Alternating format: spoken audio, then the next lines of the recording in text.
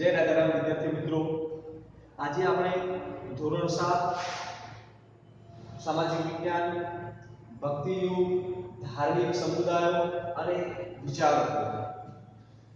ભક્તિ યુગ 8મી સદી એ સમયનો જે સમયગાળો હતો, એ સમયના આસપાસનો જે સમયગાળો હતો, એ સમયગાળાની અંદર સમાજના અંદર અંધશ્રદ્ધા, વહેમ, કુરિવાજો, ધાર્મિક માન્યતાઓ, આ બધી જે પરંપરાઓ હતી, આ પરંપરાઓ વ્યાપેલી તો આપણો આખો સમાજ, આ સમાજને આ બદીઓમાંથી, આ બુરાઈઓમાંથી જો દૂર લાવવાનું મહત્વનું કોઈ કામ કર્યું હોય તો એ સમયના જે સમાજ સુધારકો હતા, જે સંતો હતા, આ સંતો અને આ સમાજ સુધારકોએ એ ભક્તિ યુગના અંદર મધ્યકાળમાં ધાર્મિક જે પરંપરાઓ હતી, सांस्कृतिक જે એમની પરંપરાઓ હતી, આ ઘટનાક્રમ એક મહત્વપૂર્ણ ઘટના ઘટી. એ ઘટના એટલે કે ભક્તિ અને સૂફી ચળવળનો સમાવેશ થાય છે. ભક્તિ અને સૂફી જે સંતોની જે ગ્રંથો હતા, કવિતાઓ હતા, જે સાહિત્ય હતું, એ રચવાનો જે સમયગાળો હતો, એ સમયગાળામાં આ સત્તાઓના અંદર આ જે ઘટનાઓ રચવાનો, જે ચળવળો રચવાનો હેતુ કોઈ રાજ સત્તા કે લોક લાલસા માટેનો ન હતો, કે રાજકીય લાભ લેવા માટેનો પણ ન હતો, પરંતુ તેમનું મુખ્ય પ્રયોજન એટલે કે મુખ્ય હેતુ સમાજમાં અજ્ઞાનતા, મિથ્યાચારો, દુઃખ, યાતનાઓ, પીડિત લોકોની સેવા કરવી, બીજું કે સદા સરળ ધર્મયુક્ત માર્ગ બતાવવાનો, સાદો અને સરળ ધર્મયુક્ત માર્ગ બતાવવાનો. આ જે મધ્યકાળમાં અંદર જે મહાન કવિઓ, શંકરાચાર્ય હોય કે પછી રામાનુજાચાર્ય હોય, કબીર હોય, રૈદાસ હોય કે પછી નરસિંહ મહેતા હોય, મીરાબાઈ હોય, કે ચૈતન્ય મહાપ્રભુ હોય, આ બધા જ સંતો અને સમાજ સુધારકોનો મુખ્ય હેતુ કયો હતો? સમાજના અંદર રહેલી અજ્ઞાનતા, સમાજના લોકોમાં રહેલી જે પરંપરાઓ હતી, જે કુરિવાજો હતા, આ માન્યતાઓ હતી, આ માન્યતાઓને દૂર કરી અને એમણે સમાજમાં સારા એવા માર્ગ ઉપર લાવવાનો હતો, ધર્મના ભક્તિના માર્ગ ઉપર લાવવાનો હતો, લોકોના મનમાં રહેલી જે અજ્ઞાનતા, વહેમ હતી, એ વહેમને દૂર કરવાનો હતો. તો વિદ્યાર્થી મિત્રો, આજે આપણે ધાર્મિક સમુદાયો અને એના વિચારકો, જો દરેક ધર્મ અને એના સમુદાયો, આપણો ધર્મ એ સાંસ્કૃતિક વાડાઓમાં વહેંચાયેલો હતો. ધર્મના નામે અનેક પ્રકારના વાડાઓ, સંપ્રદાયોના અંદર આપણે વહેંચાયેલા હતા. એ સમયે શૈવ ધર્મ હતો, મુસ્લિમ ધર્મ હતો, શીખ ધર્મ હતો કે પછી પારસી ધર્મ હતો. આ બધા ધર્મોના વાડાના અંદર આપણે બધા વહેંચાયેલા હતા અને આ બધા જ ધર્મોમાંથી આપણને બહાર લાવવાનું જો કોઈ કાર્ય કર્યું હોય, બહાર લાવવાનું એટલે કે માર્ગ બતાવવાનું જો કોઈ કાર્ય કર્યું હોય તો એ આપણા સમાજ સુધારકો હતા, સાહિત્યકારો હતા, તત્વચિંતકો હતા, વિદ્વાનો હતા, પંડિતો હતા, આચાર્યો હતા. આ લોકોએ આપણને સાદો અને સરળ એવો ભક્તિનો જે માર્ગ બતાવ્યો, આપણા અંદર રહેલી વહેમ, અજ્ઞાનતા, દુઃખ, યાતનાઓ આ બધા લોકોમાંથી દૂર કર્યું, લોકોને ઈશ્વરના માર્ગ તરફ વાળવાનો પ્રયત્ન કર્યો. સંતોએ પોતાના જીવનમાં ચરિતાર્થ કરેલા ઉપદેશોથી, સંતોએ પોતાના જીવનમાં જે ચરિતાર્થ કરેલા જે ઉપદેશો હતા, એ ઉપદેશો જનતાને આપતા તેનો ઊંડો પ્રભાવ પડ્યો હતો. જો સંતોએ પોતાના જીવનમાં જે જ્ઞાન મેળવ્યું હતું, જે ઉપદેશ મેળવ્યા હતા, જેના ગુરુઓ પાસેથી એમને જે ધર્મનું જ્ઞાન મેળવ્યું હતું, સમાજ પ્રત્યેનું જ્ઞાન મેળવ્યું હતું, એ ઉપદેશો લોકોને આપ્યા અને લોકોને એ ઉપદેશ આપતા લોકોના અંદર, લોકોના જીવનમાં શું આવવાનું હોય? પરિવર્તન આવવાનું. તો ભારતના મધ્યકાળના અંદર ભક્તિ યુગની જે ચળવળ થઈ, એની આપણે અહીંયા વિશેષ વાત કરીએ. હવે વાત કરીએ ઉદ્ભવ અને વિકાસ. કોઈ પણ વસ્તુ હોય તો એનો ઉદ્ભવ એટલે કે શરૂઆત ક્યાંથી થાય છે, એનો વિકાસ કેવી રીતે થાય છે? તો ઉદ્ભવ અને વિકાસ.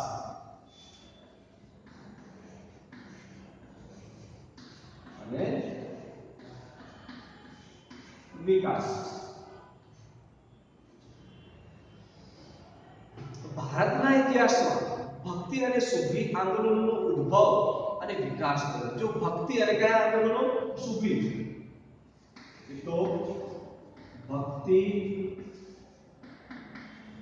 આંદોલનો અને બીજું સૂફી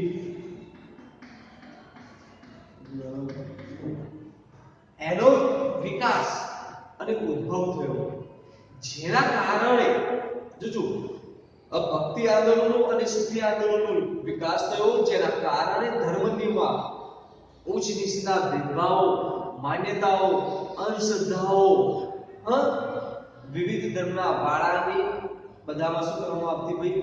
અવગણના કરીને ભક્તિ માર્ગના દ્વાર બધા લોકો માટે ખોલી નાખ્યા. જો ધર્મના અંદર સમાજ ઉચ્ચ નીચના ભેદભાવો, જ્ઞાતિના ભેદભાવો, ધાર્મિક માન્યતાઓ, અંધશ્રદ્ધાઓ, ધર્મના વિવિધ વાળાઓના અંદર આપણો સંપ્રદાય વેચાયેલો હતો, તો ભક્તિ માર્ગ અને સૂફી માર્ગે શું કર્યું? આ બધા વાળાઓના દ્વાર ખોલી નાખ્યા. એનો મતલબ એ થયો કે સમાજમાં રહેલો કોઈ પણ માણસ ભક્તિ કરી શકે, કોઈ પણ માણસ સૂફી સંતોની જેમ પદો, કાવ્યો, ધાર્મિક ગ્રંથો એની રચના કરી શકે. એવું નથી કે ઈશ્વર માત્ર સારા લોકો માટે છે, સારા ધર્મના લોકો માટે એની પૂજા આરાધના કરી શકે. બધા ધર્મના લોકો માટે એના દ્વાર ખોલી નાખ્યા. સૂફી અને ભક્તિ આંદોલનોએ હિન્દુ મુસ્લિમ સંસ્કૃતિ એની સમાનતાને જન્મ આપ્યો. જો હિન્દુ અને મુસ્લિમ આ જે સંસ્કૃતિ હતી, આ સંસ્કૃતિની સમન્વયને શું આપ્યો ભાઈ? જન્મ આપ્યો અને એક નવા યુગની શરૂઆત થઈ. હિન્દુ અને મુસ્લિમ, જો મુસલમાન સમાજના અંદર પણ કેટલાક એવા સમાજ સુધારકો થઈ ગયા, ધર્મના સુધારકો થઈ ગયા, જેના કારણે હિન્દુ અને મુસ્લિમ સમાજને એક કરવા માટે, સમાજને સારા માર્ગે વાળવા માટે સારા એવા સંતો પેદા થયા. આ એક નવા યુગ, એક નવા અધ્યાયના દ્વાર શું કર્યા ભાઈ? ખોલી નાખ્યા. બીજું કે મોટા ભાગના સંતો કયા હતા ભાઈ? સગુણવાદી હતા. તેઓ એક્યવાદમાં માનતા હતા. જો કેવું માનતા હતા? એક્યવાદના હિમાયતી હતા. મોટા ભાગના જે સંતો હતા એ સંતો કેવા માનતા હતા ભાઈ? સગુણવાદી હતા. કેવા હતા? સગુણવાદી હતા. તેઓ એકયના હિમાયતી હતા. એકેશ્વરવાદમાં હિમાયતી, સગુણી, સારા ગુણ ધરાવતા હતા અને એકેયવાદમાં, એટલે કે ઈશ્વર એક છે એમાં માનતા હતા કે ધર્મ ભલે ઘણા હોય, સંતો સુધારકો ઘણા હોય, લોકો ઘણા હોય, સમાજ ઘણા હોય, પણ ઈશ્વર કેવો છે? એક છે. હિન્દુ હોય, મુસ્લિમ હોય, શીખ હોય કે ગમે તે હોય, અને એ ઈશ્વર બધાના માટે એક જ માર્ગ બતાવે છે, અલગ અલગ માર્ગ બતાવતો નથી. એટલે એમણે કીધું કે ઈશ્વર એક છે, માટે ધર્મ ભલે અલગ હોય પણ બધાનો છેવટે માર્ગ તો કયો છે? એક જ છે. એટલા માટે કેવું મોટા ભાગના સંતો સગુણવાદી હતા. તેઓ એકેયવાદના હિમાયતી હતા. આ તમામ સંતો ફકીરો ધર્મ અને સંપ્રદાયની એકતામાં માનતા. જો આ સંતો ફકીરો આ બધા ધર્મની એકતામાં માનતા હતા કે ધર્મના લોકો, બધા ધર્મના લોકો એક બનીને રહેશે તો આપણા સમાજનો વિકાસ થશે. બીજું કે સામાજિક સમાનતાના એ પક્ષકાર હતા. સામાજિક સમાનતા, લોકોમાં સમાજમાં સમાનતા હોય અને સમાનતાના એ પોતે શું હતા? પક્ષકાર હતા. તેમના મતે ઈશ્વર નિર્ગુણ, નિરાકાર અને અવર્ણનીય છે.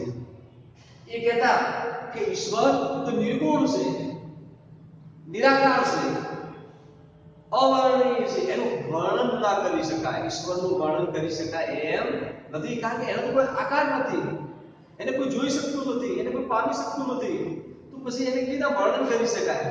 દાખલા તરીકે તમે મને જોયો હોય તો મારું વર્ણન તમે કરી શકો કે સાહેબ આવા દેખાય છે, એમની હાઈટ આટલી છે, એમનો રંગ આવો છે, વગેરે વગેરે તમે વર્ણન કરી શકો. પણ કોઈ પણ વસ્તુને જોયા વગર તમે એનું વર્ણન ના કરી શકો. તો એ સરસ મજાની વાત કરતા. આ તમામ સંતો અને ફકીરો ધર્મના અને સંપ્રદાયના હિમાયતી હતા. એક જ ધર્મ સંપ્રદાયમાં માનતા હતા. એકેશ્વરવાદમાં ઈશ્વર તો સામાજિક સમાનતાના એ પોતે પક્ષકાર હતા. તેમના મતે ઈશ્વર એ નિર્ગુણ, નિરાકાર અને અવર્ણનીય છે. મૂર્તિ પૂજા અને કર્મકાંડના તેઓ વિરોધી હતા.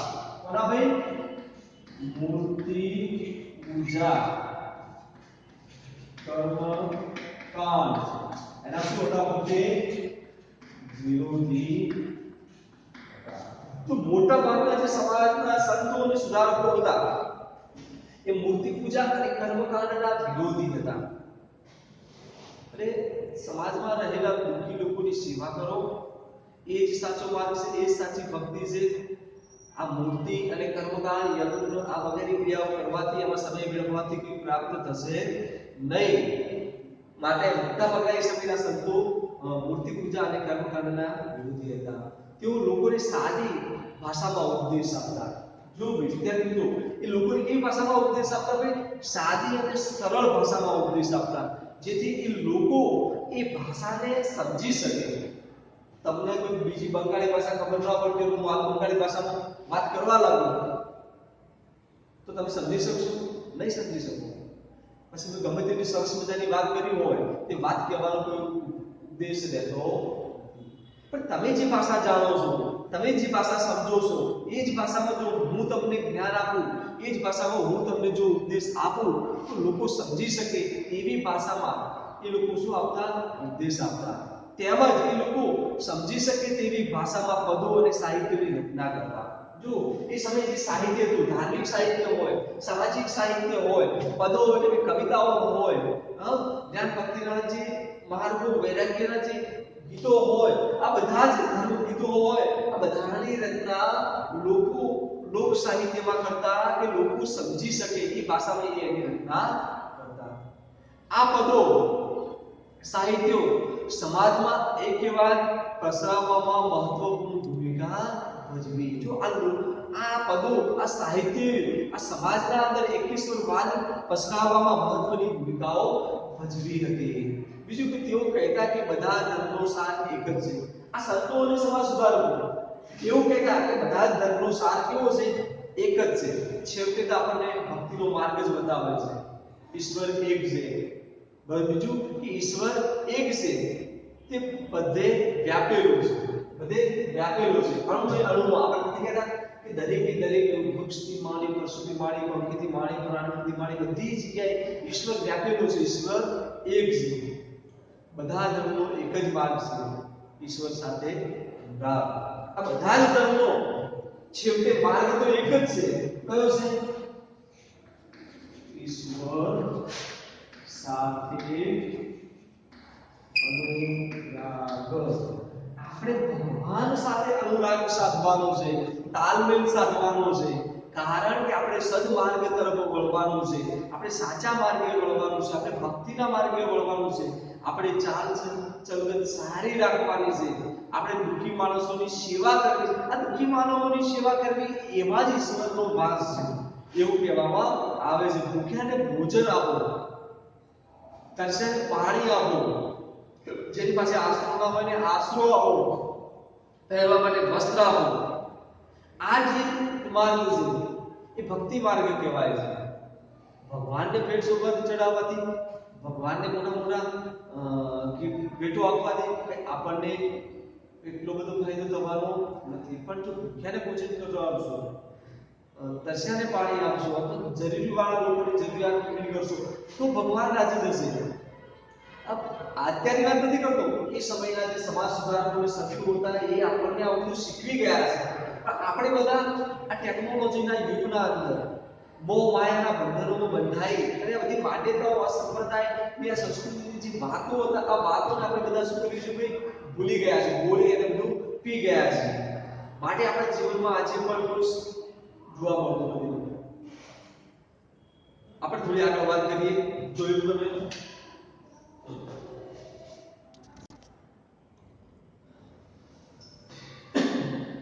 ઉદ્ભવ અને વિકાસ ભક્તિ આંદોલનનો પ્રયોગ, આ આપણે આગળ વાત કરી.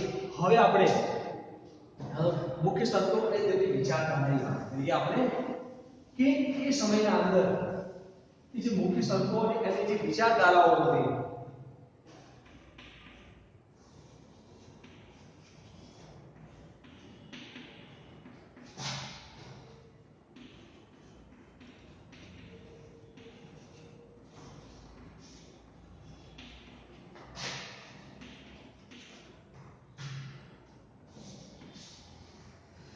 ભક્તિ યુગના જે મહાન એવા જે સંતો હતા, રામાનુજાચાર્ય હોય કે ચૈતન્ય મહાપ્રભુ હોય, મીરાદાસ હોય, રૈદાસ હોય, સંત તુકારામ હોય કે પછી અન્ય મુસ્લિમ સમાજના ગમે તે સંત અને સમાજ સુધારકો હોય, એમની જે મુખ્ય વિચારધારાઓ હતી, સંતોની જે મુખ્ય વિચારધારાઓ હતી, એ વિચારધારાઓની આપણે વાત કરીએ તો શંકરાચાર્ય એ સમયના ભક્તિ યુગના જે મહાન એવા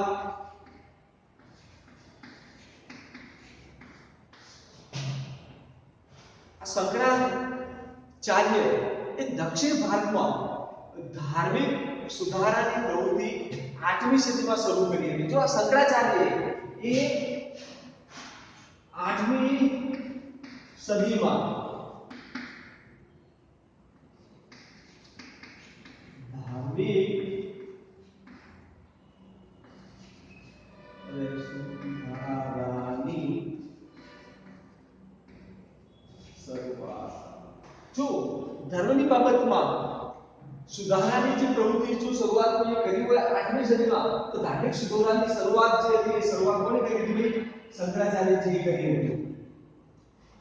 બીજું કે તેમના પછી 250 વર્ષ બાદ રામાનુજાચાર્ય આયા. શંકરાચાર્યનો 8મી સદીમાં એની શરૂઆત કરી, પણ એમના પછી 250 વર્ષો પછી કોણ આયા?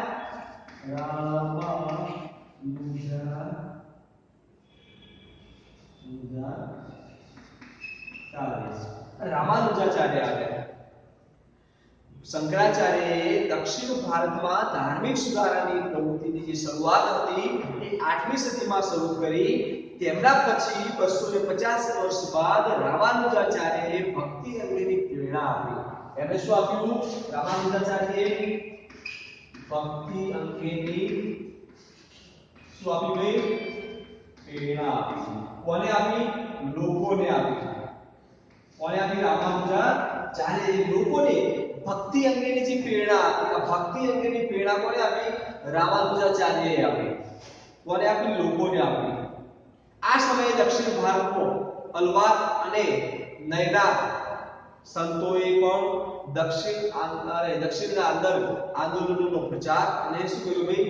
પ્રસાર કર્યો. જો બે પ્રકારના હતા સંતો હતા. સંતો કેટલા પ્રકારના હતા મિત્રો?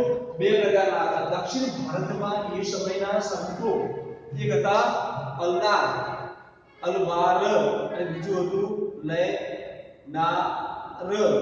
એક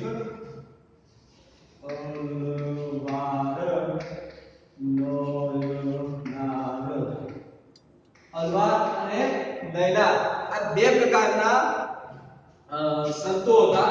આ સંતોની આપણે વાત કરીએ તો અલવારના જે સંતો હતા એ વૈષ્ણવ હતા. કેવા સંતો હતા?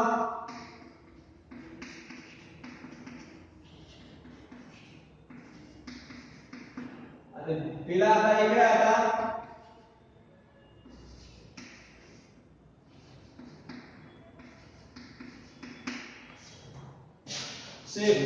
ભગવાન શિવના ધર્મમાં માનવા અને આ ભગવાન વિષ્ણુના ધર્મમાં માનવા વાળા જે સંતો હતા. આ બંને ભાગોના અંદર આપણો જે સંપ્રદાય હતો, સંપ્રદાય ફેલાયો એટલે વેચાયેલો હતો. જોજો, અલવાર સંતો એટલે સંતો વૈષ્ણવ ધર્મમાં માનવા વાળા હતા, વૈષ્ણવ ધર્મના પંથને અનુસરવા વાળા હતા. જ્યારે નૈનાર ધર્મના જે સંતો હતા એ શિવ ધર્મમાં માનવા વાળા અને શિવ એટલે કે ભગવાન શિવના ધર્મને અનુસરવા વાળા હતા. ભક્તિ માર્ગના અનુયાયીઓ એકેશ્વરવાદમાં માનતા હતા. આજે ભક્તિ માર્ગના જે અનુયાયીઓ હતા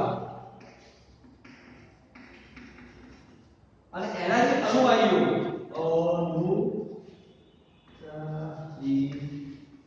અનુયાયીઓ એટલે કે હું જે ધર્મમાં માનું છું એને અનુસરું છું, એ ધર્મમાં મારી સાથે બીજા મારા પાછળના જે લોકો પણ મારી જેમ એ ધર્મમાં માને અને અનુસરે એને અનુયાયીઓ કહેવાય. કે એની પાછળ રહેવા વાળા લોકો, એની સાથે ચાલવા વાળા લોકો, એની સાથે ભક્તિ કરવા વાળા જે લોકો છે, સમાજ સુધારકો છે, એ બધા એકેશ્વરવાદમાં માનતા હતા કે ઈશ્વર કેવો છે? એક છે. તેઓ એકતામાં વિશ્વાસ ધરાવતા હતા. એ બધા સંતો આ ભક્તિ યુગના સમયના અંદર જે અનુયાયીઓ હતા એકેશ્વરવાદમાં માનતા હતા. એ બધા લોકો એવું માનતા હતા કે ઈશ્વરમાં એકતા હોવી જોઈએ, અને સોરી આપણામાં એકતા હોવી જોઈએ, અને એકતા હશે તો જ આપણા અંદર વિશ્વાસનું ઘડતર થશે. બીજું કે મૂર્તિ પૂજા અને કર્મકાંડના તેઓ વિરોધી હતા. જો તમે શરૂઆતથી જોયું આપણે કે જેટલા પણ સંતો અને સમાજ સુધારકો થઈ ગયા એ બધાએ આપણે વાત કરી હતી, રાજા રામમોહન રાય હોય, દયાનંદ સરસ્વતી હોય, કે પછી સ્વામી વિવેકાનંદ હોય, કે બધા જ પ્રકારના જે સમાજ સુધારકો અને જે સંતો થઈ ગયા, આ સંતો એ મોટા ભાગના સંતો મૂર્તિ પૂજા અને કર્મકાંડના કેવા હતા ભાઈ? વિરોધી હતા. સમય વેડફવો ના જોઈએ. ભક્તિ આંદોલનોનો આત્મ સાક્ષાત્કારનો દ્વાર બધા માટે શું કર્યા બે ખોલી નાખ્યા. આ ભક્તિ આંદોલનોએ આત્મ સાક્ષાત્કારના દ્વાર બધા લોકો માટે, બધા સમાજના લોકો માટે ખોલી નાખ્યા. એવા સમાજના કોઈ બાળાઓ રહ્યા નહીં. દરેક ધર્મના, દરેક સમાજના લોકો ભક્તિ કરી શકે. આમ ભક્તિ માર્ગ તરફ લોકો આગળ વધવા લાગ્યા. બીજું કે કર્મકાંડના વિરોધી હતા. ભક્તિ માર્ગના દ્વારના બધા લોકો માટે એમને ખોલી નાખ્યા હતા.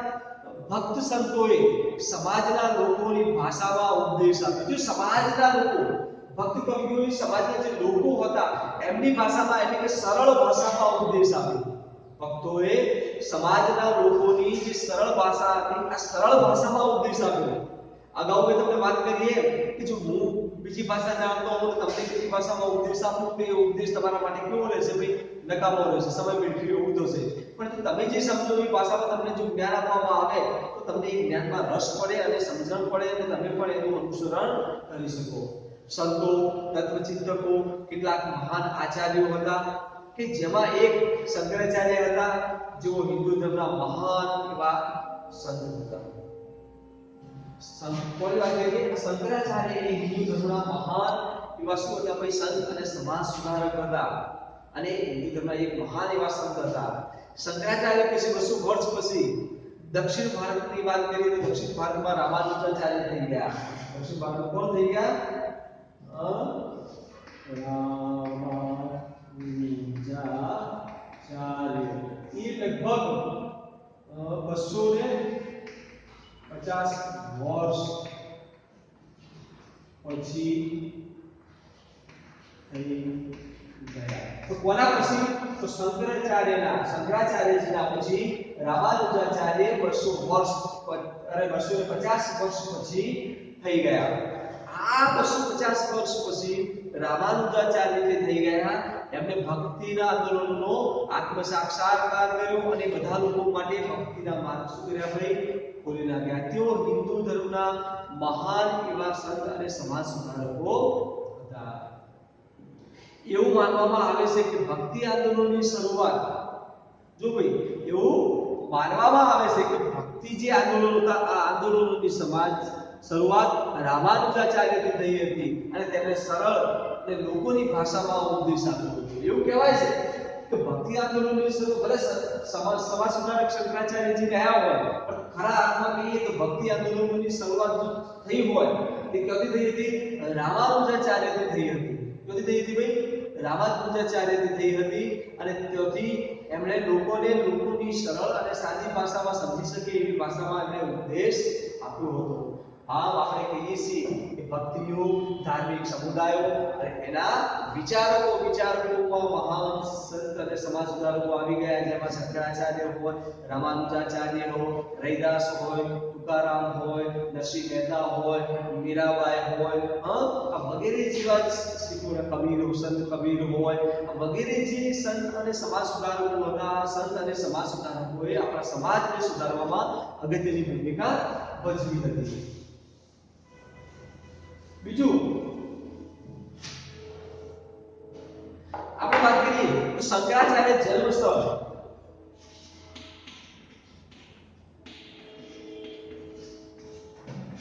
અને રામાનુજાચાર્ય. શંકરાચાર્ય અને રામાનુજાચાર્ય. શંકરાચાર્યની વાત કરીએ તો જન્મ સ્થળ કાલણી. જન્મ સ્થળ તો કાલડી. બીજું કે પિતા તો શિવપુર. પિતા તો શિવ ગુરુ. જન્મ સ્થળ તો કાલડી, પિતા તો શિવ ગુરુ અને માતા તો અંબાબાઈ. માતા તો અંબાબાઈ. માતા તો અંબાબાઈ આઈબા, જેને આપણે આઈબા તરીકે પણ ઓળખીએ છીએ. આ શંકરાચાર્યનો જન્મ સ્થળ તો દક્ષિણ ભારતનું કાલડી, પિતા તો શિવગુરુ અને માતા તો અંબાબાઈ એટલે આઈબા તરીકે આપણે એને ઓળખીએ છીએ. એ જ રીતે રામાનુજાચાર્યનું પેરુમલતુર જન્મ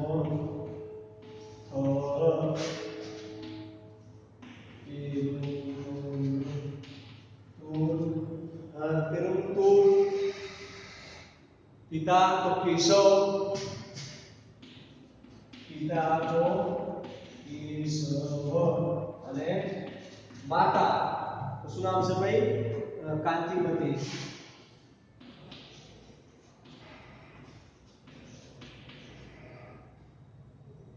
પિતા કેશવ અને માતા કાંતિમતી તો દક્ષિણ ભારતના મહાન પીપાજી સમાજ સુધારકો થઈ ગયા આ સમાજ સુધારકોમાં રામાનુજાચાર્ય શંકરાચાર્ય આ રામાનુજાચાર્ય અને શંકરાચાર્ય જેવા સમાજ સુધારકોએ 8મી સદીના અંદર ભક્ત અને સમાજના લોકોને સદમાર્ગે વાળ્યા હતા લોકોને એકેશ્વરવાદનો ઉપદેશ આપ્યો હતો કેટલાક સૂફી સંતો અને ગીતોની રચનાઓ થઈ હતી અલવાર અને નયનાર જેવા સંતો થઈ ગયા આ સંતોએ વૈષ્ણવ ધર્મ અને શૈવ ધર્મને મહાન લોકોને માર્ગ બતાવ્યો બીજું કે એકેશ્વરવાદમાં એને ઉપદેશ આપ્યો કર્મકાંડ અને મૂર્તિ પૂજાના એ વિરોધ કર્યો બીજું લોકોનો આત્મ સાક્ષાત્કાર થયો અને બધા લોકો માટે ભક્તિના જે દ્વાર હતા એ દ્વાર એમને ખોલી નાખ્યા આ શંકરાચાર્ય અને રામાનુજાચાર્ય એ હિન્દુ ધર્મના મહાન એવા સંત અને સમાજ સુધારકો આપણે કહેવા હોય તો કહી શકીએ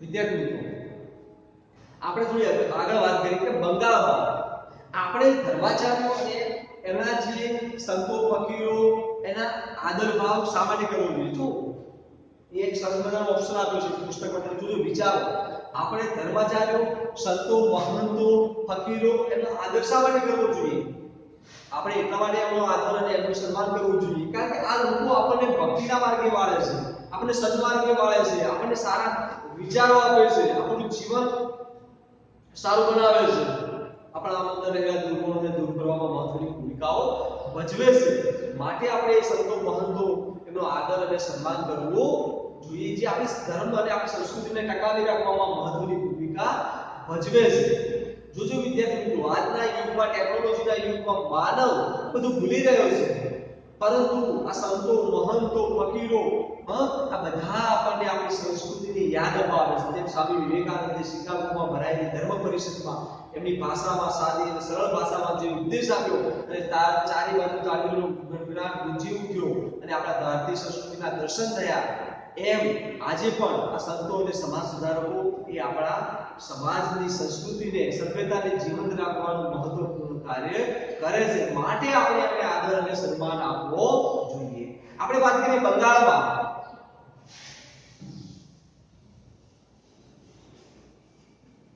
બીજું કે બંગાળમાં જયદેવ અને ચૈતન્ય મહાપ્રભુ જેવા મહાન સંતો થઈ ગયા તો બંગાળમાં જયદેવ અને ચૈતન્ય મહાપ્રભુ આપણે કહીએ છીએ ચૈતન્ય મહાપ્રભુ જેવા મહાન એવા સંતો થઈ ગયા ચૈતન્ય મહાપ્રભુએ કૃષ્ણ ભક્તિના ગીતો રચીને બંગાળમાં હરિભક્તનો મંત્ર ગુંજતો કર્યો તો ચૈતન્ય મહાપ્રભુએ કૃષ્ણ ભક્તિ ગીતો તો ચૈતન્ય મહાપ્રભુએ કૃષ્ણ ભક્તિના ગીતો રચી અને બંગાળમાં હરિભક્તનો અને હરિબોલનો મંત્ર ગુંજતો કર્યો હતો ઉત્તર ભારતના અંદર વાત કરીએ રામાનંદ જેવા મહાન સંત અને ભક્તિ આંદોલનના શ્રી ગણેશ કર્યા જો ઉત્તર ભારતમાં રામાનંદે આ ભક્તિના શું કર્યા હતા ભાઈ શ્રી ગણેશ કર્યા હતા એકેશ્વરવાદની પરંપરામાં કબીર એ સૌથી મહત્વપૂર્ણ સંત હતા કબીર જો એકેશ્વરવાદમાં માનવાવાળા કબીર એ મહત્વપૂર્ણ સંત હતા તેઓ વ્યવસાય ભણકર હતા બીજા તેમનો કવિતા સંગ્રહ છે કબીર એ વ્યવસાય ભણકર હતા વણાટકામ કાપડ વડે એ ભણકર હતા બીજા કે તેમનો કવિતા સંગ્રહ છે શીખોનો પવિત્ર ગ્રંથ એટલે કે ગુરુ ગ્રંથ સાહિબમાં તેમની કવિતાઓનો સમાવેશ થાય છે આ ઉપરાંત સંત રૈદાસ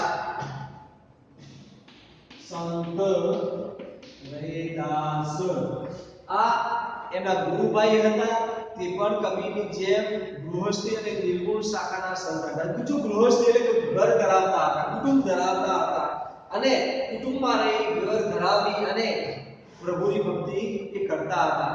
નિગુણ શાખાના સંત હતા, એટલે બીજી કોઈ એવા કોઈ ગુણો હતા ને નિર્ગુણ શાખાના સંત રૈદાસ એ રીતના ગુરુભાઈ હતા અને તેઓ પણ ગુરુશ્રી હતા અને નિર્ગુણ શાખાના એ પણ એક શું હતા ભાઈ? સંત હતા. એક પંક્તિ સર સામે પુસ્તકમાં આપણે જોઈએ कि संत ऐसा चाहिए जैसा सुख सुभाए, सार सार को गही रहे, चौथा देह उड़ाए. संत एवो જોઈએ હા કે જે સુખ સુભાય, કે સભામાં બેઠો હોય બધી જગ્યાએ હોય તો શોભા થાય, આપણી પાસે હોય તો આપણી શોભામાં વધારો થાય, તેથી આપણને આનંદ થાય, દુઃખ ના આવે. બીજું આજે આપણે વિદ્યાર્થી મિત્રો